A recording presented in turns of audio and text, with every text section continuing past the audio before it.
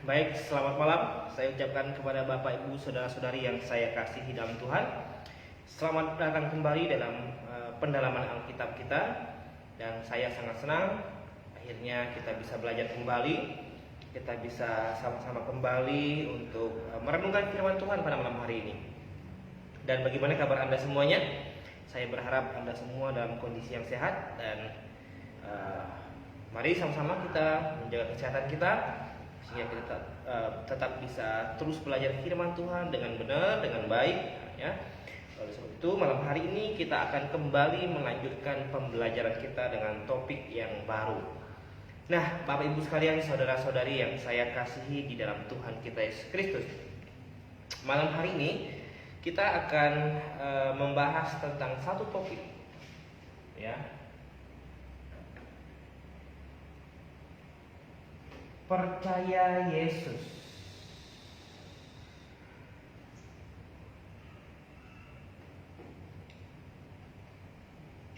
Pasti masuk surga. Ya. Saya yakin dan percaya ada banyak saudara-saudari yang bertanya-tanya, ya, kenapa judul topik renungan topik pembelajaran kita malam hari ini seperti ini, ya, percaya Yesus pasti masuk surga. Bukankah memang percaya Yesus itu bisa membuat kita masuk surga, ya? Atau seperti apa sehingga ini menjadi sebuah pertanyaan penting bagi kita semua. Nah, Bapak Ibu, saudara-saudari yang saya kasih dalam Tuhan, ya, jadi apakah kalau kita percaya Yesus itu membuat kita pasti masuk surga? Jawabannya bisa iya, bisa tidak. Mengapa? Ya, kalau kita percaya Yesus dengan benar, sudah pasti kita bisa punya kepastian keselamatan itu. Tetapi kalau kita percaya Yesus dan ternyata salah atau tidak tepat, maka otomatis tidak mungkin orang tersebut atau kita bisa mendapat kepastian keselamatan. Oleh sebab itu topik pembelajaran kita malam hari ini, percaya Yesus pasti masuk surga, ini ada tanda tanya. Jadi percaya Yesus yang seperti apa, ya, yang bisa memastikan saya dan Bapak Ibu semuanya memiliki kepastian masuk surga? Ya, mungkin sebagian orang berkata begini, wah, sombong sekali, ya, hebat sekali, ya, kok bisa memastikan diri masuk surga? Bapak Ibu, saudara-saudari yang saya kasih Tuhan, bukan saya yang memastikan itu, tetapi Tuhan sendiri yang memberikan garansi, memberikan jaminan kalau saya percaya kepada Yesus Kristus dengan benar, maka saya akan diselamatkan. Nah, karena saya percaya Yesus Kristus adalah Tuhan dan Juru Selamat saya, itu iman saya. Ketika Tuhan Yesus berkata demikian, saya percaya dan saya mengaminkannya. Ya, jadi ini bukanlah suatu sikap hati yang sombong. Justru agak aneh kalau ada orang Kristen sudah belasan tahun, sudah puluhan tahun menjadi orang Kristen, tetapi masih berkata demikian. Ya, tidak ada orang di muka bumi ini yang memiliki kepastian masuk surga, termasuk orang Kristen sendiri. Tidak ada jaminannya. Semua tergantung dari Tuhan. Bapak sekalian yang saya kasih Tuhan, ini saya ingin meluruskan pandangan yang keliru ini. Mengapa?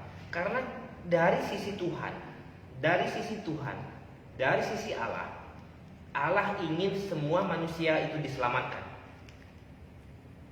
Mengapa? Pertama, karena manusia adalah ciptaan Tuhan di muka bumi ini yang Dia ciptakan secara khusus, secara spesial, segambar dan serupa dengan Dia.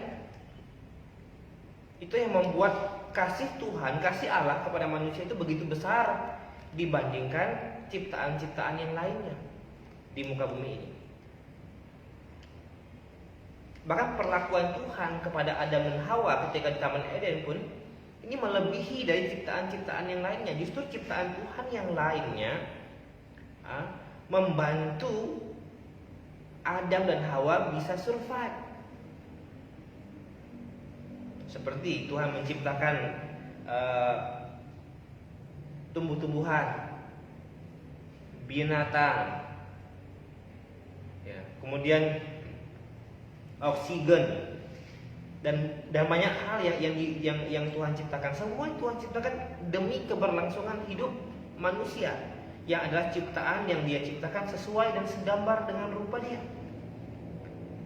Nah, Bapak Ibu saudara-saudari yang saya kasih Tuhan, oleh sebab itu penting bagi saya, bagi kita semua, bagi orang percaya, orang Kristen secara umum, untuk memastikan percaya Yesus yang seperti apa yang bisa membuat Anda, saya dan kita semua memiliki kepastian keselamatan. Artinya apa? Kalau Tuhan panggil kita malam ini, kalau Tuhan panggil kita besok, atau kalau Tuhan panggil kita kapan saja, kita memiliki kepastian masuk surga. Kita akan bersama-sama dengan Tuhan di surga. Atau kalau kita masih hidup pada saat Tuhan datang kedua kali untuk menjemput setiap orang percaya, maka saya akan bersama-sama dengan Tuhan. Nah, untuk mendapatkan kepastian, untuk mendapatkan jaminan yang benar-benar yakin seperti ini, maka diperlukan satu iman yang benar, kepercayaan yang benar kepada Yesus Kristus. Ya, Bapak Ibu sekalian yang saya kasih Tuhan, hati-hati, ya. Tidak selamanya yang menggunakan nama Yesus itu selalu atau pasti Yesus yang ada di dalam Alkitab. Ya, mengapa? Ya, mengapa? Kita akan lihat ya. Kita akan lihat satu ayat firman Tuhan.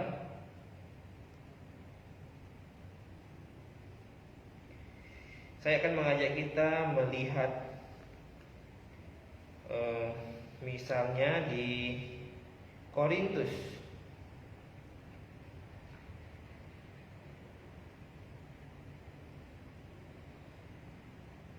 2 Korintus, ya, 2 Korintus,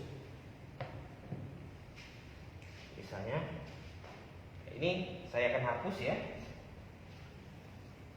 saya akan hapus, kita akan lihat 2 Korintus,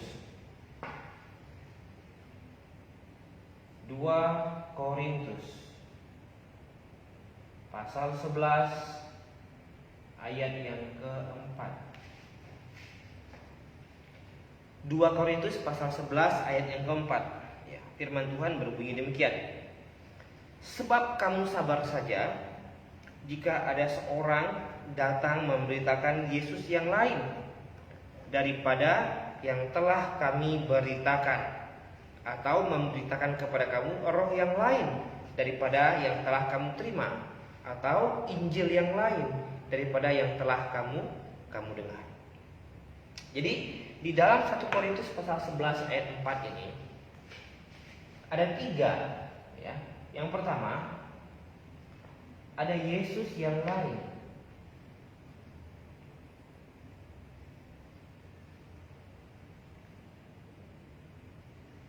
Yang kedua, ada roh yang lain. Dan yang ketiga, ada Injil yang lain. Oleh sebab itulah saya katakan di awal tadi, berhati-hatilah. Artinya tidak selamanya percaya Yesus itu pasti masuk surga. Sebab kalau Anda percaya Yesus, tetapi Yesus yang lain misalnya, maka Anda sudah pasti tidak akan memiliki kepastian keselamatan itu. Ya. Yesus yang lain itu seperti apa? Kan pertanyaan, Yesus yang lain itu seperti apa? Ya, Yesus yang lain itu sudah pasti dia akan mengajarkan Injil yang lain, Injil atau firman Tuhan yang berbeda dari apa yang ada di tangan kita hari ini. Mengajarkan sesuatu yang berbeda dari Alkitab, meskipun itu hal yang sangat kecil. dan memberikan kepada orang, memberikan kepada pribadi tertentu roh yang lain yang bukan Roh Kudus. Nah, ini adalah ciri-ciri Yesus yang lain. Masih banyak efek yang lainnya. Mereka yang percaya Yesus yang lain sudah pasti akan memiliki karakter Kristen yang berbeda daripada Yesus yang sejati, Yesus yang sebenarnya. Ya. Nah, Bapak Ibu sekalian yang saya kasih Tuhan, sudahkah Anda memastikan hari ini bahwa Yesus yang Anda percaya itu adalah Yesus yang sesuai dengan Alkitab? Sudahkah itu Anda pertimbangkan dan Anda ingat kembali? Nah, ini penting sekali. Sebab kalau Anda salah percaya Yesus dan Anda percaya Yesus yang lain ternyata, maka sudah dipastikan bahwa Anda tidak akan pernah datang atau pergi ke surga ketika Anda meninggalkan dunia ini. Justru sebaliknya, ke satu tempat yang Tuhan khususkan untuk menjadi tempat penghukuman bagi mereka yang percaya Yesus yang lain. Nah, Bapak Ibu sekalian yang saya kasihi dalam Tuhan, Yesus yang lain. Nah, ini penting bagi kita untuk kita renungkan. Jadi supaya saya mau Bapak Ibu saudara-saudari semua ya, percaya Yesus tidak hanya yang penting percaya Yesus saja. Nah, hati-hati, yang penting percaya Yesus saja. Percaya Yesus yang seperti apa? Ini harus benar-benar dipahami dan dicari tahu. Di mana kita cari tahunya? Di dalam Alkitab. Alkitab adalah firman Tuhan satu-satunya. Di dalam Alkitab ini berisi panduan-panduan yang benar. Bagaimana kita bisa mendapatkan Yesus yang sesuai, Yesus juru selamat, hanya ada di dalam Alkitab. Nah, Bapak Ibu sekalian yang saya kasih Tuhan, jadi iblis pun percaya Yesus. Kalau seandainya ada orang Kristen percaya Yesus, yang penting percaya Yesus saja, iblis juga percaya Yesus. Tapi apakah iblis diselamatkan? Tidak. Artinya kalau kita percaya Yesus hampir sama dengan iblis percaya Yesus, maka ini bukanlah percaya Yesus yang sebenar-benarnya. Anda sudah terjebak di situ. Anda sudah salah. Dan resikonya adalah Anda tidak akan pernah bertemu dengan Yesus yang sebenarnya di surga. Tapi justru sebaliknya, Anda akan bersama-sama dengan iblis dihukum di neraka. Wah, ini sesuatu hal yang sangat mengerikan, Bapak Ibu sekalian.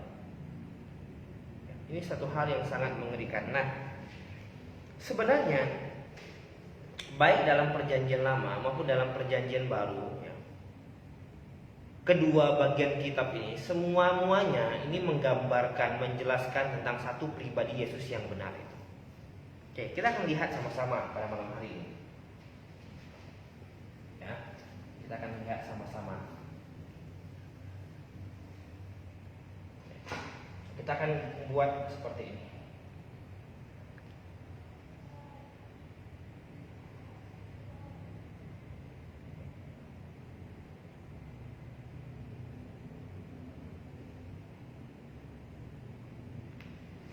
Oke.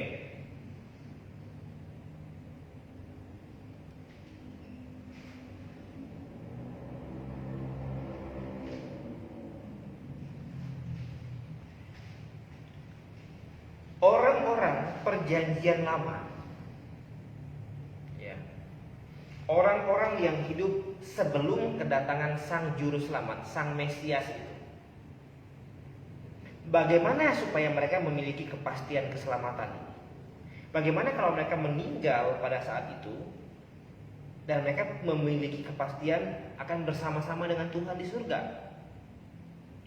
Tuhan perintahkan gini, ya. Mereka harus percaya, ya. Mereka harus percaya. Percaya apa? Percaya kepada Juru Selamat. Percaya kepada Juru Selamat yang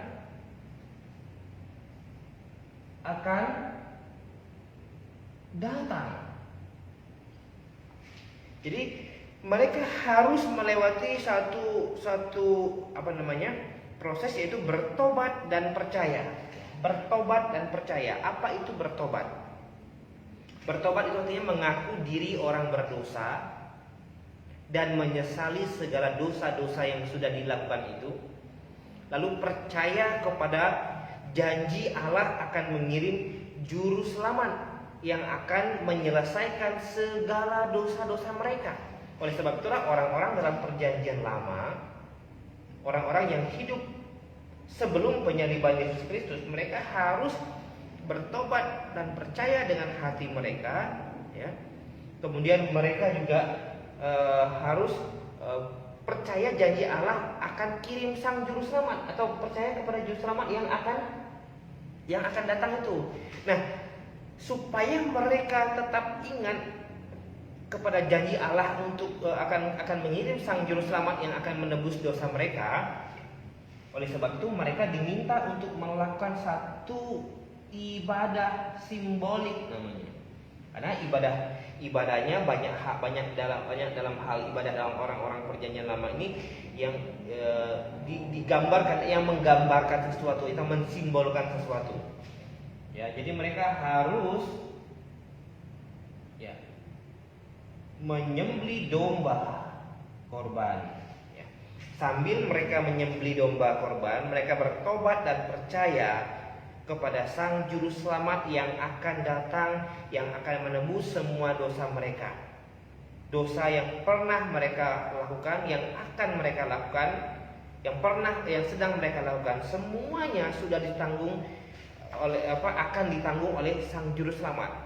Nah, untuk itu mereka harus disertai dengan melakukan satu ritual ibadah simbolik, yaitu ambil domba jantan yang tak bercela, sembelih di atas mezbah. Jadi dengan menyembelih domba itu, bukan domba itu yang menyelamatkan mereka, tapi simbolik dari domba itu nanti yang akan menyelamatkan mereka. Nah, fungsi domba itu adalah untuk mengingatkan mereka terus bahwa nanti sang juru selamat akan datang untuk menebus dosa mereka, dan sama seperti domba dimatikan, sang juru selamat juga akan dihukumkan untuk menebus dosa mereka. Sebab firman Tuhan bilang, tanpa penumpahan darah tidak ada pengampunan. Nah, Bapak Ibu sekalian yang saya kasih Tuhan. Jadi siapa yang boleh dalam perjanjian lama ini, siapa yang boleh melaksanakan ritual ini? Ya, imam. Imam Tuhan pakai, Tuhan tentukan untuk melaksanakan ritual ini. Ya, menyembelih domba tidak boleh orang sembarangan, mesti imam. Karena imam adalah perantara antara umat Israel dengan Allah hari itu. Jadi imamlah yang berdoa sambil menyembelih domba itu, berdoa supaya Tuhan Allah mengampuni dosa bangsa Israel hari itu. Ya. Imam, fungsi imam ini sangat vital hari itu. Perantara, ya, menjadi perantara. Jadi apa-apa yang ingin ditanyakan oleh orang Israel, mereka harus tanya lewat imam. Imam yang sampaikan kepada Tuhan. Begitu juga sebaliknya, kalau Tuhan Allah ingin menyampaikan sesuatu, Allah sampaikan lewat imam, ya, pada bangsa Israel. Atau Tuhan juga pakai nabi misalnya untuk menyampaikan pesan-pesan. Nah, Bapak Ibu sekalian yang saya kasih Tuhan, jadi orang-orang dalam perjanjian lama, Abraham, Ishak, Yakub dan lain-lainnya, mereka bisa dihitung diselamatkan jikalau mereka bertobat dan percaya dengan segenap hatinya, percaya kepada juru selamat yang akan datang, yang akan menebus dosa mereka nanti. Nah, sambil mereka harus menyembelih domba korban, sambil dengan tetap ingat bahwa juru selamat akan datang untuk menebus dosa mereka. Dan itu harus dilakukan sampai kapan? Sampai sang juru selamat tiba. Barang siapa yang melakukan ibadah simbolik ini, ya, ini ibadah simbolik ini,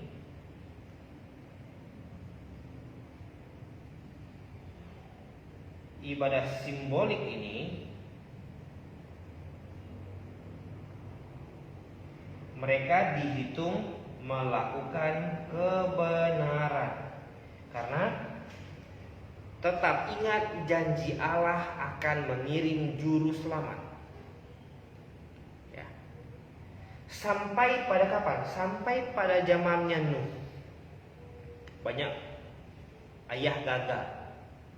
Ya, ayah pernah Tuhan pakai untuk menjadi imam, penjaga kebenaran ibadah simbolik ini. Tapi ayah banyak yang gagal. Akhirnya Tuhan matikan dan Tuhan ganti, Tuhan pilih Nuh. Ya. Dari sekian juta ayah yang ada, Nuh yang Tuhan pilih. Karena Nuh ingat terus janji Tuhan ini. Bahkan ketika Nuh baru keluar dari bahtera, Kejadian pasal 8, hal pertama yang Nuh lakukan, dia langsung mempersembahkan korban bakaran untuk Allah. Dan inilah yang membuat Allah senang, Allah sayang sama Nuh. Nah, ketika ayah gagal menjalankan tugas fungsinya sebagai imam di zaman bangsa Israel, Tuhan pakai Imam Harun untuk melaksanakan tugas memelihara ibadah simbolik ini dan mengajarkannya kepada bangsa Israel. Tetapi pun sama, Israel gagal. Bahkan ketika sang juru selamatnya datang, mereka menyalibkan sang juru selamatnya. Mereka tidak menerimanya. Mereka tersandung, mereka menolak dia. Dan sampai hari ini bangsa Yahudi pun tidak mengakui Yesus itu Mesias. Mereka hanya mengakui Yesus itu sebatas rabi atau guru. Nah, Bapak Ibu sekalian yang saya kasih Tuhan. Lalu bagaimana orang-orang dalam perjanjian baru supaya dosa mereka diampuni, diselesaikan? Ya, sebenarnya hampir sama. Jadi orang-orang dalam perjanjian baru ini, ya, mereka juga harus percaya. Mereka juga harus percaya. Percaya yang bagaimana? Percaya kepada juru selamat, ya, yang sudah datang.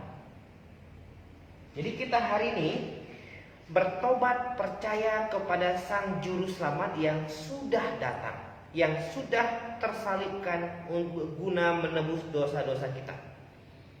Ya, sama-sama percaya. Hanya masalah kita percaya kepada Yesus Kristus yang sudah datang, yang sudah tersalibkan untuk menanggung semua dosa saya. Ya. Dan kita hari ini, ya, kita hari ini ibadahnya tidak lagi ibadah dalam ibadah simbolik. Ini selesai seiring Yesus Kristus datang. Karena domba korban ini menggambarkan sang juru selamat. Domba ini, ya, menggambarkan sang juru selamat. Nah, ketika sang juru selamat itu datang, maka domba ini tidak lagi diperlukan. Ya, karena tugas domba ini selesai ketika sang juru selamat tersalibkan di atas kayu salib. Nah, kita hari ini di zaman perjanjian baru, kita ibadah secara, ya, secara hakikat, tidak lagi secara simbolik. Hakikat dalam roh dan kebenaran. Apakah maksudnya di dalam roh dan kebenaran? Ya, apakah maksudnya? Kalau di sini ibadah simbolik ini adalah ibadah yang sangat erat dengan berbagai macam ritual dan yang diutamakan kesucian secara jasmani. Jadi orang-orang yang mau beribadah pada zaman perjanjian lama, mereka harus membasuh tubuhnya dari ujung kepala sampai ujung kaki. Jangan sampai ada sedikit kotor. Barulah mereka bisa masuk ke dalam bait Allah. Ya, ibadah secara jasmani di sini. Jasmani, kesucian jasmani sangat-sangat ditekankan di sini. Ya, sangat-sangat ditekankan. Jadi jangan main-main kalau mau pergi ke bait Allah Anda tidak membersihkan tubuh Anda dahulu, tubuh kita dahulu, maka bisa-bisa kita dimatikan sama Tuhan. Karena bait Allah gambaran ya, kesucian Allah, kemahasucian Allah yang tidak tersentuh sedikit pun oleh celah dosa manusia. Nah, ketika Tuhan Yesus tersalibkan di atas kayu salib, itu artinya Yesus Kristus mengambil alih semua dosa-dosa kita. Posisi kita orang berdosa, anak iblis, ini diambil alih oleh Tuhan Yesus di atas kayu salib. Sehingga dia menjadi orang paling berdosa, bukan karena dosa yang dibuat olehnya sendiri, melainkan karena dosa kita yang ditanggungkan oleh kepadanya. Dosa seisi dunia yang ditanggungkan oleh Yesus Kristus di atas kayu salib. Itulah yang membuat dia menjadi orang paling berdosa. Dan saya yang percaya, Bapak Ibu semua yang percaya hari ini, saya percaya kepada Yesus Kristus yang sudah menebus sebuah dosa saya dan tukar posisi. Segala dosa saya, posisi saya orang berdosa, anak iblis, diambil alih oleh Tuhan Yesus di atas kayu salib dan dihukumkan di atas kayu salib. Dan dia memberikan kepada saya yang percaya, posisi dia anak Allah, orang kudus. Makanya kita semua yang percaya kepada Tuhan Yesus hari ini, kita disebut orang kudus, ya, orang kudus. Kudus dalam hal apa? Bukan kudus secara karakter, karena tidak ada orang di muka bumi ini yang mampu menguduskan dirinya secara karakter. Selama kita masih menggunakan tubuh daging ini, maka kita tidak akan pernah menjadi orang kudus di muka bumi ini. Kudus apa yang dimasukkan sini? Ketika Paulus menulis surat kepada jemaat di Korintus pasal 1 ayat 1. Salam kepada orang-orang kudus di Korintus. Apakah orang-orang di Korintus tidak berbuat dosa lagi? Tidak, justru di Korintus banyak sekali permasalahan-permasalahan yang timbul dalam jemaat. Tapi apanya yang kudus dari mereka? Posisinya, ya. Posisi mereka kudus. Posisi mereka kudus. Mengapa posisi orang percaya hari ini, posisi kita disebut orang kudus? Sebab posisi kita yang sebelumnya orang berdosa diambil alih oleh Tuhan Yesus di atas kayu salib. Dan posisi Tuhan Yesus diberikan kepada kita yang percaya kepadanya. Jadi saya disebut orang kudus karena Tuhan Yesus, bukan karena saya. Dan inilah yang menjadi syarat mutlak saya untuk memiliki kepastian ke surga. Karena untuk ke surga kita butuh posisi yang kudus. Bukan posisi orang berdosa. Orang berdosa tidak mungkin pergi ke surga. Tapi posisi orang kudus yang membuat saya akan tetap ke surga. Selama saya ada di dalam Yesus Kristus, selama saya percaya Yesus Kristus, saya tetap disebut orang kudus. Di hadapan Allah Bapa, saya tetap orang kudus. Tetapi apakah kita orang percaya hari ini bisa jatuh dalam dosa? Bisa. Ketika kita jatuh dalam dosa, jatuh dalam dosa moral, ya, maka kita harus menyadarinya, menyesalinya, dan kita berurusan sama Tuhan Yesus yang sudah menebus, menyelesaikan dosa kita. Tetapi di hadapan Allah Bapa kita tetap disebut orang kudus karena kita tetap ada di dalam Tuhan Yesus. Tetapi satu hari kalau saya pergi keluar atau meninggalkan iman saya yang benar dari Tuhan Yesus kepada pribadi yang lain, itu yang disebut dengan murtad, maka saya kembali di hadapan Allah Bapa, saya menjadi musuh dan tidak lagi bisa diampuni, karena Alkitab bilang dosa murtad adalah salah satu dosa yang tidak dapat diampuni lagi, karena dia sudah menyia-nyiakan kasih karunia yang besar yang sudah diberikan Tuhan Yesus kepadanya. Dan dia lebih memilih sesuatu yang sangat hina, yang mungkin dilihatnya seperti barang berharga, tapi satu yang sangat hina ditukarkan dengan iman yang benar dalam Tuhan Yesus. Maka orang yang murtad yang meninggalkan iman yang benar dari Tuhan Yesus kepada pribadi yang lain tidak akan bisa diselamatkan lagi. Nah, jadi selain saya orang kudus, saya juga disebut anak Allah.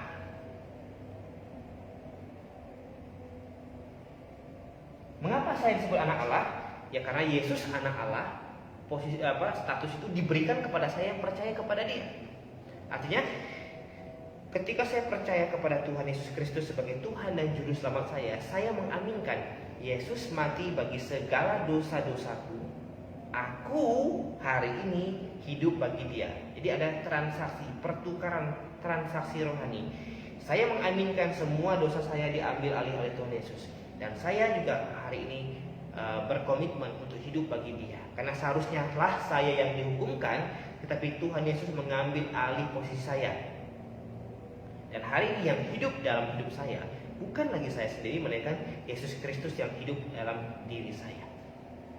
Seperti yang Paulus katakan di dalam Galatia, Galatia pasal 2 ayat yang ke-20. Namun aku hidup, kata Paulus bilang, tetapi bukan aku sendiri yang hidup, melainkan Kristus yang hidup di dalam aku oleh karena iman. Jadi selama saya beriman kepada Tuhan Yesus Kristus, ketika saya jatuh dalam dosa moral, jatuh dalam dosa moral ya, saya masih tetap dihitung orang kudus dan tetap diampuni dan tetap masuk ke surga. Nah, nanti di sanalah akan menentukan seberapa banyak upah yang akan saya dapatkan. Akan sangat tergantung bagaimana saya hidup di dunia ini. Setelah saya bertobat dan percaya, apa saja yang saya lakukan untuk Tuhan. Apakah saya lebih banyak melayani Tuhan atau saya lebih banyak berdiam diri setelah saya diselamatkan. Nah, ini akan dihitungkan nanti. Ini akan menentukan seberapa besar upah saya, upah Bapak Ibu semua di surga nanti. Nah, Bapak Ibu sekalian yang saya kasih Tuhan, ibadah kita dalam perjanjian baru, ini saya kasih batas begini. Ibadah secara roh. Apa ibadah secara roh? Ibadah secara rohani maksudnya. Ya. Ini ya. Ibadah secara rohani. Kalau ibadah di dalam perjanjian lama, ibadah secara jasmani. Karena yang sangat ditentukan adalah kesucian secara jasmani, kesucian secara badan. Oleh sebab itu mereka harus membasuh badan mereka. Tetapi hari ini kita hidup dalam ibadah secara rohani. Yang diutamakan adalah hati kita, hati yang tertuju kepada Tuhan. Tetapi kalau kita pergi ke gereja misalnya, tidak sempat mandi, itu tidak apa-apa. Tidak apa-apa. Ya, Tuhan tidak akan hukum kita karena kita ke gereja tidak mandi. Tetapi kalau kita tidak mandi, tidak membersihkan diri pada saat era perjanjian lama, Tuhan marah. Karena yang ditentukan adalah kesucian secara jasmani. Tapi di sini yang penting adalah secara rohani. Dan yang tidak kalah pentingnya adalah harus disertai dengan kebenaran. Tidak boleh asal-asalan. Hari ini di tangan kita sudah ada Alkitab firman Tuhan. Jadi ibadah kita hari ini ya, harus benar-benar sesuai dengan panduan Alkitab, sesuai dengan apa yang Tuhan catatkan dalam Alkitab. Nah, tidak boleh menyimpang sedikit pun apapun pengajaran kita, ya, pengajaran yang diajarkan dalam gereja, doktrin-doktrin penting tidak boleh bertentangan dengan Alkitab. Kalau ada yang bertentangan harus dikoreksi, ya. Bukan Alkitab yang salah, tapi kita yang salah dalam memahami Alkitab. Jadi ibadah secara rohani ya, dan harus disertai dengan kebenaran firman Tuhan. Kalau di sini ibadah secara jasmani harus disertai dengan melakukan ibadah sembelih domba korban itu. Nah, inilah perbedaan bagaimana orang percaya perjanjian lama dan orang percaya perjanjian baru. Bagaimana mereka diselamatkan ya. Kalau mereka meninggal masuk surga bagaimana ya. Nah, kalau ada orang Kristen hari ini pergi ke gereja tetapi dia tidak yakin dia ke surga, untuk apa kamu ke gereja? Hanya untuk ketemu sanak famili? Hanya untuk senang-senang saja. Sebab begini, dari sisi Tuhan, Tuhan mau kita diselamatkan. Makanya Ia mengutus anaknya yang tunggal untuk menjadi penebus bagi manusia, supaya setiap orang yang percaya beroleh hidup yang kekal. Artinya, dari posisi Tuhan, Dia ingin manusia diselamatkan semua-muanya. Sebab Yesus menebus semua dosa manusia. Artinya sekarang, bola panasnya bukan lagi dia ada di posisi Tuhan, tapi ada di posisi kita. Apakah saya sebagai manusia, sebagai pribadi yang berakal budi dan berhikmat, yang Tuhan kasihkan kehendak bebas, saya memilih untuk percaya Tuhan Yesus, atau saya lebih memilih untuk tidak mau percaya Dia? Nah, saya percaya kepada Tuhan Yesus sebagai Tuhan dan Juru Selamat saya, maka saya akan diselamatkan.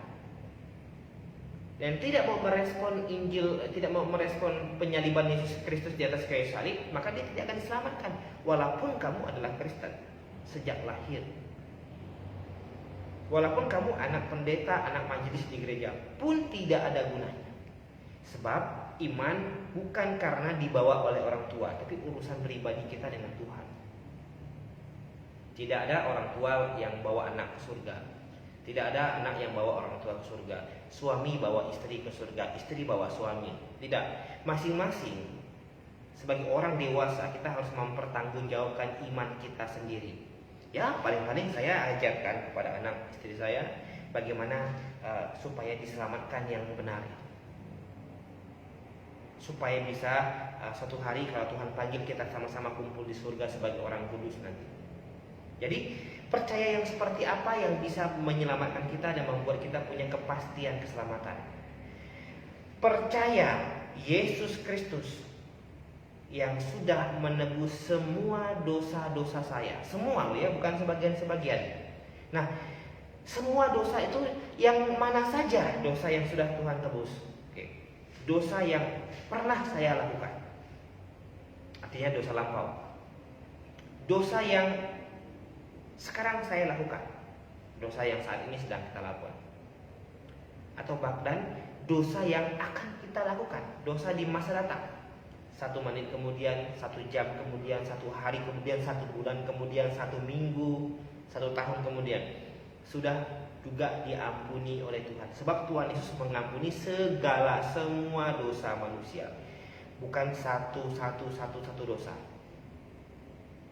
Lalu ada yang bilang begini, pasti ada yang bertanya, kalau Tuhan Yesus mengampuni semua dosa saya, termasuk yang belum saya lakukan, enak dong, saya bisa berbuat dosa lagi karena toh sudah ditampuni. Hati-hati, ingat, ketika kita bertobat dan percaya, kita mengaminkan ya, Yesus Kristus menebus semua dosa saya, menggantikan posisi saya, dan saya menggantikan posisi Tuhan Yesus hidup hari ini. Harusnya saya yang disalibkan, tapi Tuhan Yesus yang membiarkan dirinya disalibkan dan saya dibiarkan hidup. Jadi saya sudah mati, Yesus yang hidup hari ini. Tetapi Tuhan mengasihi saya, sehingga saya diminta untuk hidup bertanggung jawab, menghidupi hidupnya Yesus hari ini. Jadi hidup saya, hidup Bapak Ibu semua yang percaya Tuhan Yesus adalah hidup milik Tuhan. Masa kalau milik Tuhan Anda mendalaukan dengan sembarangan? Anda pakai seenaknya dengan minum-minuman keras, Anda pakai seenaknya untuk merokok dan sebagainya. Tidakkah Anda merasa berdosa kepada Tuhan Yesus yang sudah menyelesaikan menebus dosa Anda kalau Anda sungguh-sungguh sudah percaya? Atau Anda memiliki karakter-karakter yang tidak baik dalam kekristenan, ya, temperamental, bermulut kasar, ya, tidak berusaha untuk memperbaiki bahwa saya hari ini harus lebih baik dari kemarin, bahwa besok harus lebih baik daripada hari ini. Ya, karena Tuhan minta kita, kuduslah kamu sebab aku kudus. Ya, artinya apa? Selama di dunia ini memang kita tidak akan pernah mencapai satu titik kekudusan yang sempurna. Tapi hari ini lebih baik dari kemarin, itu boleh. Besok harus lebih baik dari hari ini, dan begitu seterusnya. Semakin hari semakin membangun karakter yang kudus. Sampai kapan? Sampai Tuhan menjemput kita, atau saya yang Tuhan panggil lebih dahulu untuk menghadap Dia. Bapak Ibu sekalian yang saya sama Tuhan. Jadi percaya Yesus, asal percaya Yesus, yang penting percaya Yesus, maka Anda tidak akan pernah ketemu dengan Tuhan Yesus di surga. Tapi kalau Anda percaya Yesus yang sudah menebus semua dosa-dosa saya, dosa-dosa Anda, yang dulu pernah Anda buat, yang sekarang sedang Anda buat, bahkan yang akan Anda buat, sudah Tuhan Yesus tebus di atas kayu salib. Dan Anda percaya kepada Dia, ya. Anda percaya kepada Yesus Kristus yang sudah menebus semua dosa Anda, dan hari ini Anda mau hidup bagi Dia. Dan inilah yang disebut dengan percaya yang benar. Karena banyak orang Kristen ditanya, berapa banyak dosa kamu diampuni Tuhan? Semuanya. Oke, semuanya itu yang mana saja? Dia mulai bingung. Tapi ada juga beberapa kekristenan yang mengajarkan Yesus Kristus menebus dosa saya sampai dengan saya bertobat. Perhatikan, ini pasti banyak yang jawab seperti itu. Sampai pada saya bertobat. Oke, kalau Tuhan Yesus menebus dosa saya sampai dengan saya bertobat, lalu saya meninggal, oke, itu benar, enak.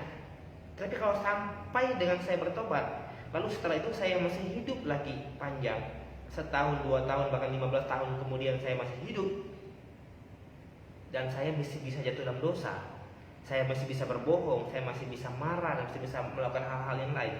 Nah, yang tanggung dosa-dosa ini siapa kalau Tuhan Yesus hanya menanggung dosa sampai pada saat kita bertobat saja?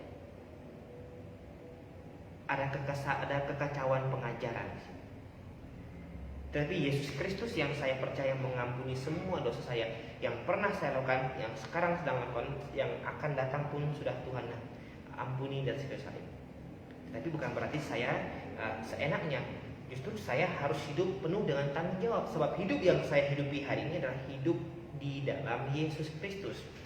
Kita buka ya, saya akan bacakan satu ayat. Galatia 2 ayat 20. Galatia 2 ayat 20. Tolong Bapak Ibu tandai di Alkitabnya ya. Galatia 2 ayat 20. Namun aku hidup, tetapi bukan lagi aku sendiri yang hidup, melainkan Kristus yang hidup di dalam aku. Dan hidupku yang kuhidupi sekarang di dalam daging adalah hidup oleh iman dalam Anak Allah yang telah mengasihi aku dan menyerahkan dirinya untuk aku. Oke, Paulus dengan jelas mengajarkan kita hari ini bahwa hidup kita ini adalah hidup Kristus. Kristus yang hidup dalam diri kita hari ini. Oleh sebab itu, mari gunakan hidup kita ini dengan penuh bijaksana, karena ini milik Tuhan Yesus. Oke, jadi sudah terjawab, percaya Yesus yang seperti apa yang bisa membuat kita punya kepastian keselamatan. Saya bersyukur saya menjadi orang Kristen. Di dalam kekristenan saya diajarkan sebuah kepastian, bukan suatu ketidakpastian. Ya, saya bacakan ayat terakhir, Roma. Ya, kita boleh, saya akan tulis di sini ya, Roma. Ya. 10. Roma 10. Saya dulu. Roma pasal yang ke-10 ayat 9 dan ayat 10. Ya. Ayat 9 sampai ayat 10. Roma pasal 10 ayat 9 sampai dengan ayat 10. Saya bacakan untuk kita semua. Roma 10 ayat 9 dan ayat 10-nya. Sebab jika kamu mengaku dengan mulutmu bahwa Yesus adalah Tuhan dan percaya dalam hatimu bahwa Allah telah membangkitkan Dia dari antara orang mati, maka kamu akan diselamatkan. Karena dengan hati orang percaya dan dibenarkan, dan dengan mulut orang mengaku dan diselamatkan. Jadi kepastian, mengaku dengan mulut, percaya dalam hati, ini yang disebut dengan bertobat, maka kamu akan diselamatkan. Oke, baik Bapak Ibu sekalian yang saya kasihi dalam Tuhan, saya pikir pembelajaran firman Tuhan kita saya cukupkan sampai di sini, dan sekiranya pembelajaran yang singkat ini dapat memberikan manfaat yang baik bagi Bapak Ibu semuanya, sehingga Anda tidak lagi diombang-ambingkan oleh berbagai macam pengajaran yang membingungkan, terutama dalam hal percaya Yesus ini ya. Jadi bisa yang terakhir misalnya, kalau misalnya saya sudah sungguh-sungguh bertobat percaya dan saya jatuh dalam dosa, maka apa yang harus saya lakukan? Banyak saya mendapatkan di luar sana diajarkan untuk malam hari, tiap malam, setiap kali Anda berdoa, Anda mau tidur, Anda berdoa, Anda harus minta ampun sama Tuhan. Loh, saya bilang Kalau tiap malam kita berdoa, kita minta ampun, itu seperti orang main-main. Contohnya saya minta ampun sama papa saya, sudah lakukan satu kesalahan. Besok malam saya minta ampun lagi.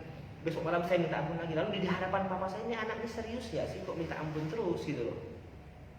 Jadi yang benar adalah pengampunan itu sekali pada saat kita bertobat dan percaya. Lalu bagaimana Pak kalau kita sudah bertobat, sudah diselamatkan, kita jatuh dalam dosa? Bukan minta ampun namanya, tapi mengakuinya, menyesalinya dosa yang sudah kita lakukan tadi. Misalnya saya berlaku kasar atau saya menyinggung perasaan orang. Dalam doa malamnya saya bilang, Tuhan, saya tadi sudah bikin sedih hati teman saya menyesal sekali. Tuhan terima kasih, sungguh saya menyesal sekali apa yang sudah saya lakukan hari ini. Nah, ini yang Tuhan butuhkan, penyesalan, ya, pengakuan dan penyesalan. Tapi tidak lagi perlu bertobat dan percaya. Kenapa? Karena itu sebenarnya sudah diampuni. Tuhan hanya butuh kita sadar tidak, menyesal enggak. Ya, ini yang harus Bapak Ibu pahamkan. Baik, terima kasih. Saya mau mengakhiri renungan kita malam hari ini dengan berkata, Maranatha.